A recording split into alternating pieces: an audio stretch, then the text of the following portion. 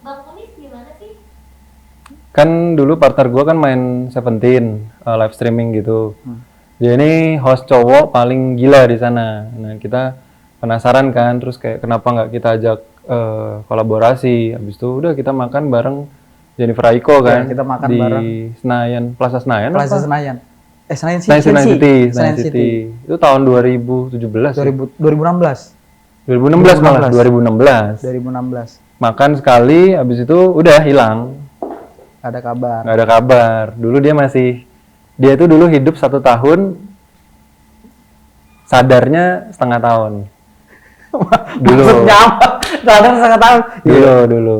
Kayak gitu. Balak lah, Iya. bangor. Habis itu kita ketemu, Koko ngajakin stand up. Stand up comedy. Stand up tuh di atas, di lantai atas.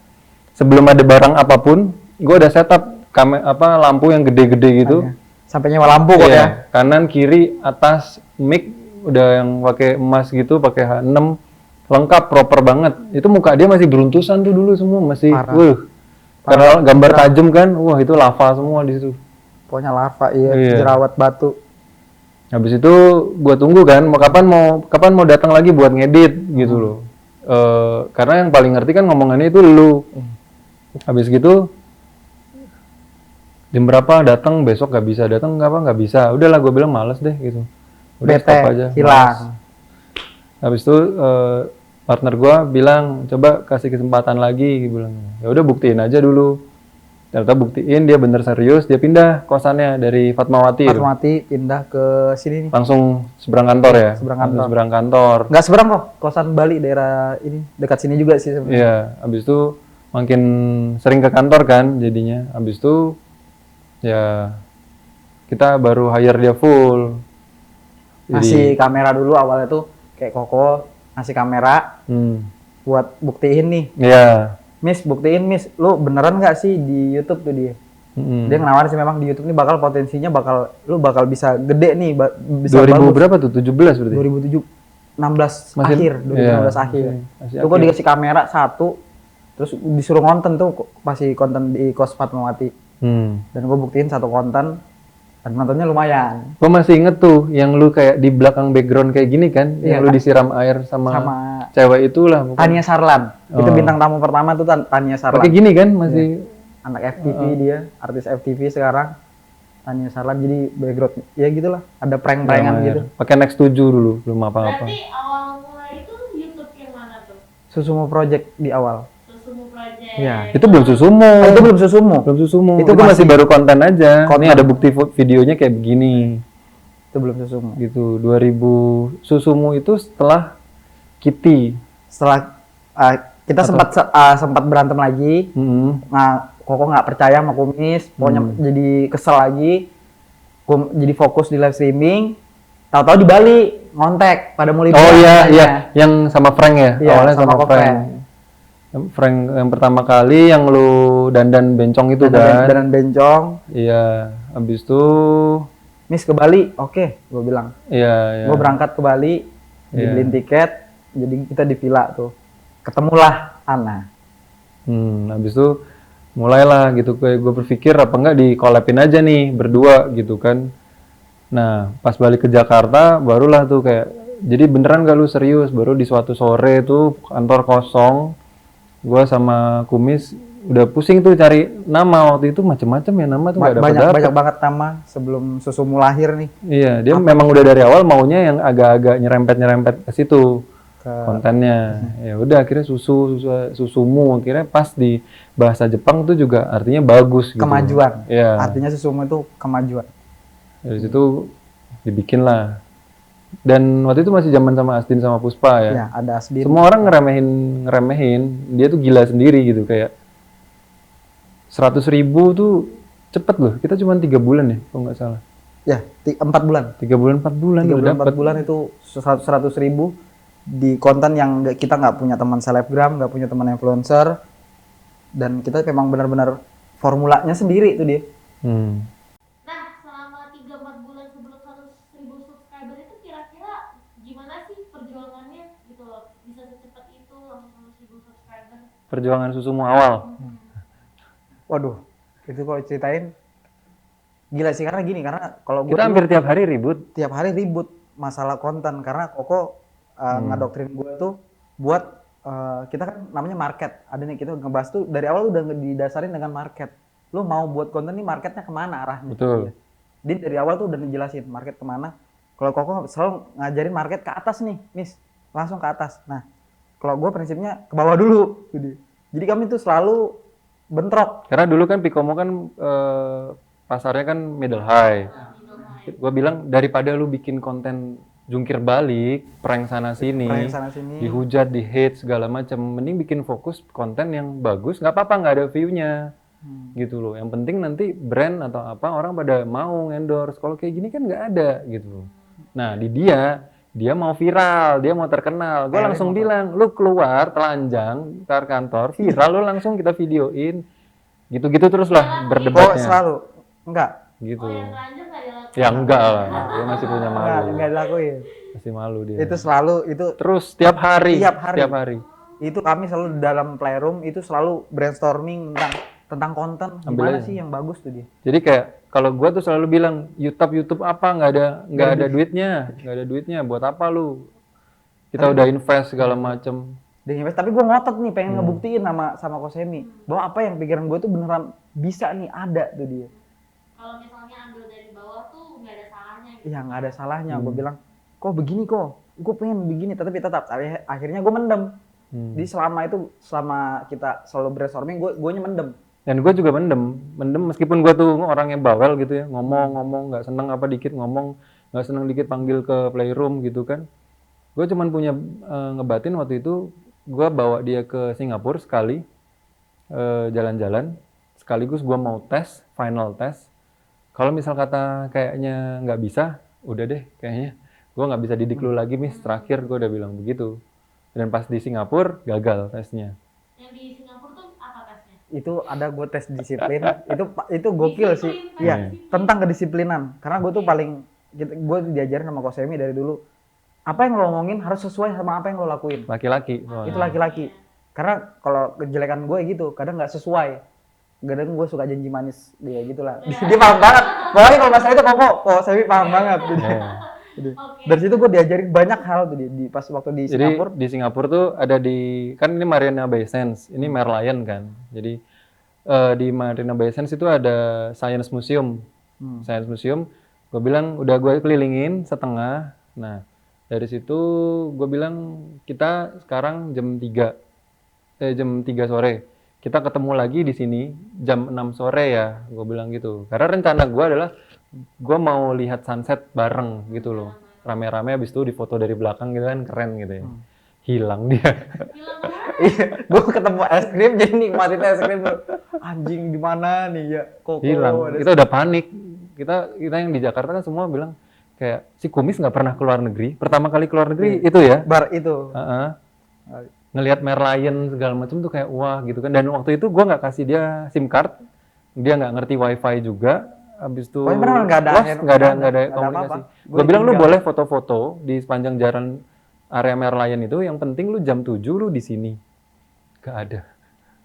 Gue udah bilang, waduh, kita udah puterin itu, gak ketemu. Akhirnya jam 8 baru ada papasan. Nah, nih dia. Gitu.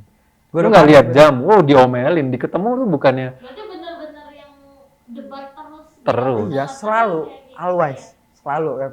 Nah, terus di titik mana atau kapan Kosemi mulai percaya atas pendapat lu? Gak pernah. Nggak pernah.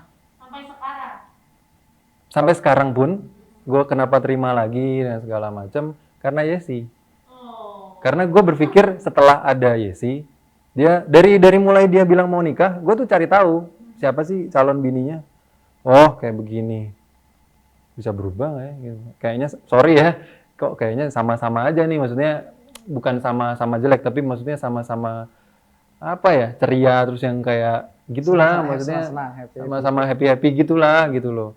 Tapi pas ketemu in person, oh beda, Jesse jauh lebih dewasa daripada dia. Ketemu tuh perubahan apa sih yang Koko lihat dari Kumis? Nggak ada perubahan sih. Nggak, maksudnya gini, Kumis secara kumis di depan kamera nggak ada perubahan. Kumis secara personal udah pakai cincin. Gue pas kali ketemu pertama banyak ngobrol sama dia, ada Yesi juga. Abis itu udah, gue nggak banyak ngomong lagi sama dia. Gue cuman kayak ya udahlah, oke kita silaturahmi lagi. Abis itu gue banyak ngomongnya sama Yesi. Gue bilang, lu tahu nggak dulunya Kumis gimana? Ini itu cerita. Gue ceritain sama mereka itu, Kumis itu dulu pengkhianat. Gue bilang itu. Karena jujur ya Bang Kumis ya, di setiap acara kita pergi pasti Kak Semi nggak pernah nyelipin tanpa kata si Kumis dulu gini, Kumis dulu gini. Nah, Bang Kumis tuh dulu emang kenapa sih?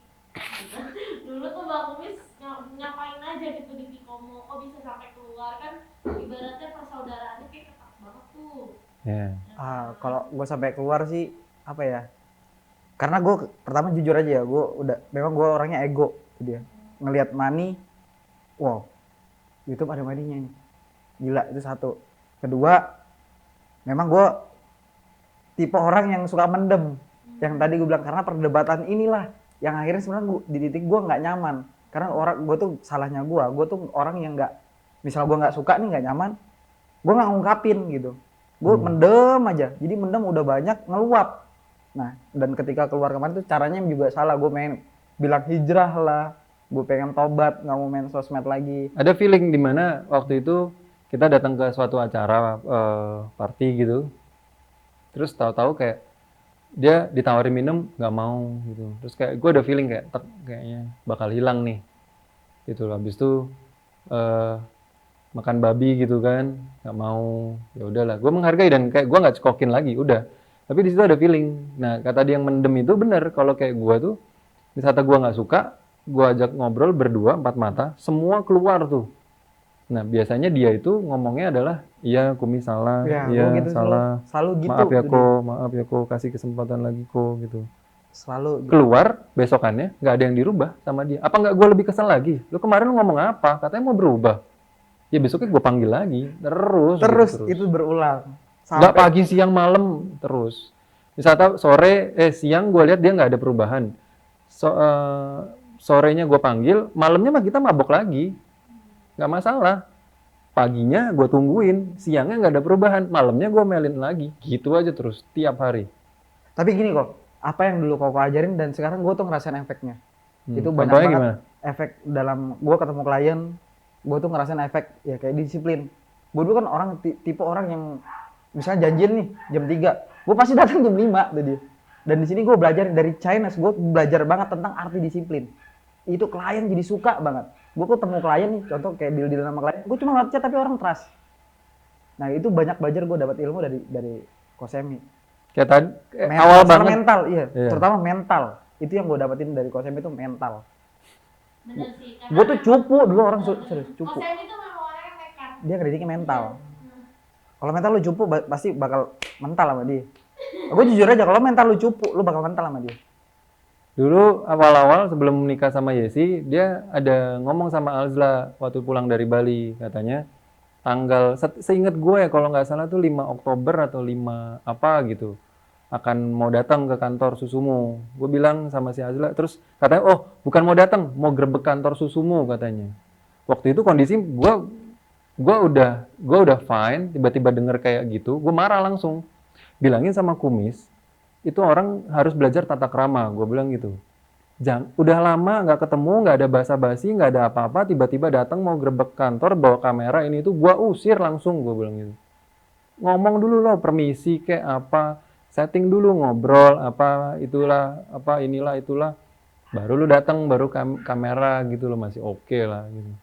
Kalau datang tiba-tiba grebek, gue usir langsung. Nah, habis itu nggak datang beneran, katanya emang ada masalah lah gitu kan.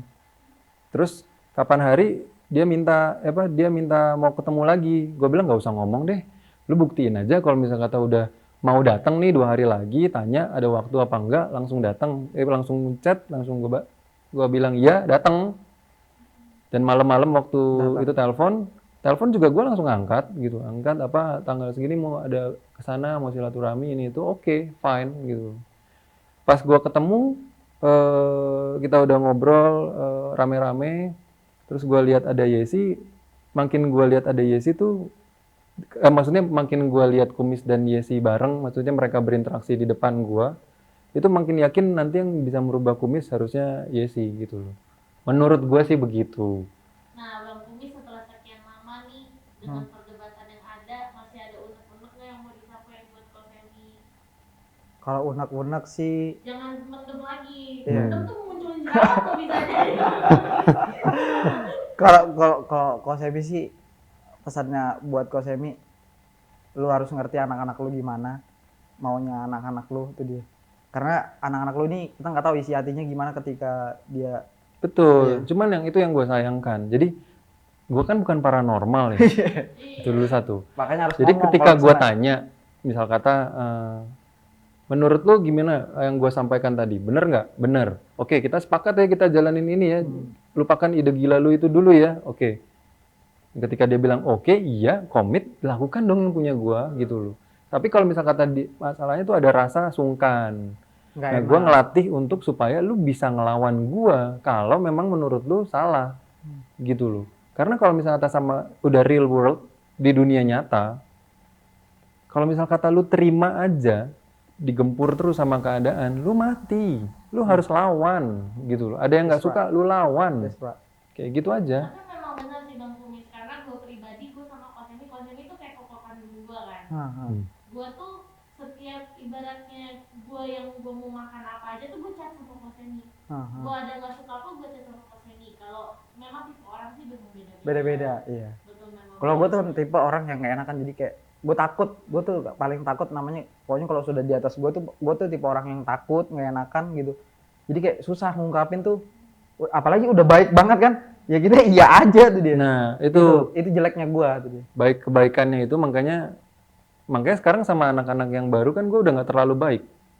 Supaya kalau misal kata ada apa, lu lebih mungkin lebih jujur ngomong. Dan Kumis itu waktu cabut lebih lebih membuat gue berhati-hati terhadap anak baru. Gue bilang aja nih, Miss, kayak yang waktu itu gue bilang, lu merubah pandangan gue. Nah, tadi kan lihat kan foto-foto lama eranya Kumis kan? Ini mabok party, besokannya syuting, Gila, ini mabok, pokoknya gila. mabok terus mabok. Jalan-jalan Bali mana ini itu kan. Yang Liburan, sekarang terus. mana ada. Kerja udah gitu. Karena gue mikir apa, suatu saat gue udah baik-baik sama lu, ntar kalau misalnya lu kayak Kumis gimana? Itu ada kayak gitunya tuh, makanya gue agak sebagaimanapun agak ada jaga jarak gitu loh. Tapi itu juga nggak enak buat gue. Kenapa? Dulu gue inget kita zamannya sama lu, Romi, sama Risco gitu-gitu kan ini banget, royal banget gitu. Iya, sangat, bukan royal banget, sangat royal. Kalau aku bilang jujur, nggak ada sih yang mau bilang kayak bos udah sama karyawan tuh udah kayak temen. Ya bener-bener kayak nge-happy-in temennya tuh gimana tuh. Lu nge-happy-in temen. Gue bilang ini kerja apa main? Gue sampai kadang tuh mikir, teman-teman gue di Kalimantan tuh ngeliat story gue tuh ngomong, lu kerja apa main? Gaji lumayan loh dia. Gaji lumayan tuh dia. Jauh dari UMR waktu itu. Sampai kayak gitulah. Ya. Nggak usah khawatir lah pokoknya lah. Kayak gitu. Gue sampai dibilang, lu kerja apa main nih? Sampai pada iri, teman-teman di Kalimantan tuh pada iri, jujur aja. Pas selalu ngomongin gue, enak banget lu story. Dugem mulu, kalau nggak liburan gitu. Nah dari situ makanya ada orang mungkin yang timbul rasa nggak enak ketika dituntut begini atau dikasih masukan kayak gini begini. Akhirnya nggak dilakuin gitu. Makanya nggak tahu ya sekarang kalau kondisi kantor gue nggak ngerti gimana ya Susumu sampai Komo tadi. Setelah selepasnya lu kan dilanjutin sama Alza kan. Alza, iya. Konten lu dulu gua hapusin. Masuk Alza kan sempat jadi pelampiasan gua untuk emosi marah gua dari lu ke Alza. Alza juga ngedown. Habis itu. Lu cabut di bulan apa sih? Oktober. Oktober. Sampai Maret 2019 gue masih inget. Video pertamanya dia itu yang diupload tutorial mencoblos pemilu. Iya. Kayak gitu. Itu sempat ngedown juga, bacot lah, nanti bikin konten ini itu.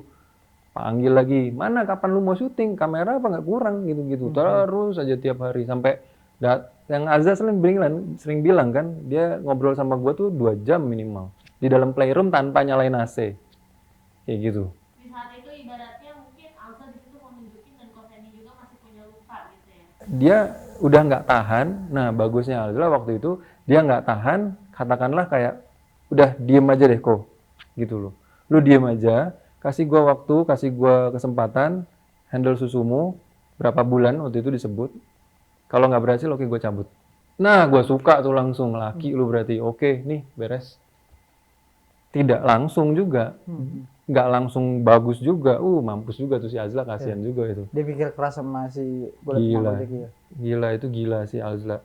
Tapi dari situ dilepas lama-lama baru mulai ada duitnya tuh.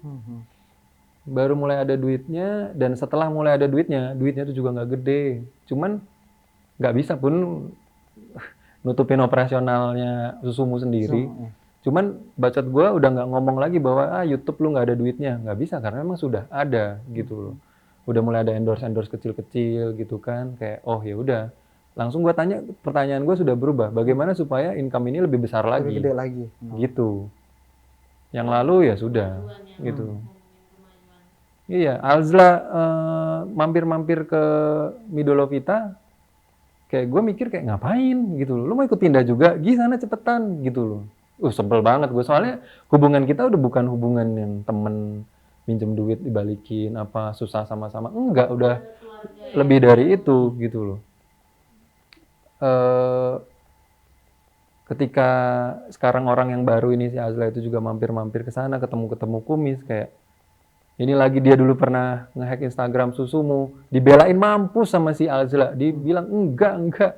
Gue bilang ini email yang last loginnya begini-begini, ini namanya dia, cuman dia pakai email yang lain. Gue masih nggak rela, jujur aja. Gue masih nggak rela sih buat ngelepas.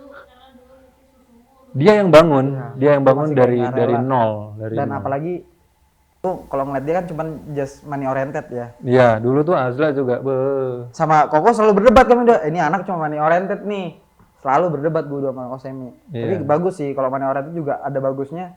Orang jadi kerja mikir. Karena otaknya pasti mikir juga kan. Buat gue sih tim yang sekarang itu udah jauh lebih bagus dari tim yang dulu. Secara bukan dari hasil karya yang diciptakan, tapi dari segi apa ya? Gue nggak ngerti juga. Tapi kayak nggak ada rasa gue tuh kayak over gitu, over terlalu banyak memberikan. Terus akhirnya gue tagihin mana. Enggak. Itu malah kalau ngomong sekarang, tim yang sekarang itu mereka udah memberikan waktu, tenaga, pikiran banyak buat gue. Dan gue yang katakanlah gue berhutang sama mereka gitu. Jadi istilahnya dari gue nih kalau ngomong dari sudut pandang bisnis, istilahnya ya kalau lu mau keluar lu yang rugi kok. Thank you ya, udah semuanya udah lembur berhari-hari ini itu gitu kan. Gue nggak pernah ngajak mereka ke luar negeri. Gue nggak pernah, paspornya mereka yang bantu gue sekarang itu gue nggak pernah bikinin. Paspornya anak-anak yang zaman dulu kan gue yang bikin semua. Kayak gitu. Itu makanya gue ada hati kecil gue kayak ada berasa kayak kok gue begini ya, gara-gara lu. Udah gara-gara dia doang ini. Kalau enggak tuh kita masih happy-happy aja. Tiap hari, seminggu 4 kali ya. Gitu. Lu tahu kan dulu dibawa di gudang itu botol, dus isi botol bekas kita tuh segini, tinggi segini, ada 2 pula. Itu botol Martel yang dulu masih ada juga. Almarhum ya. Yang nggak boleh diminum. Gila, berarti kenangannya banyak banget. Waduh, selama setahun tuh gila. Kalau cerita jadi nggak jadi cukup film nih direkam sejam. Nggak Ayo cukup. dong cerita sedikit, kan Kosemi udah ngomong nih panjang lebar, Kumis dong, kan bintang tamu hari ini. Iya. Kira-kira apa yang mau disampaikan gitu. Kan tadi udah Seru harus sih, lebih mengerti. Pokoknya kalau udah di Susumu sampai Komo seru banget tuh dia. Dari awal gue masuk udah ini orang beda.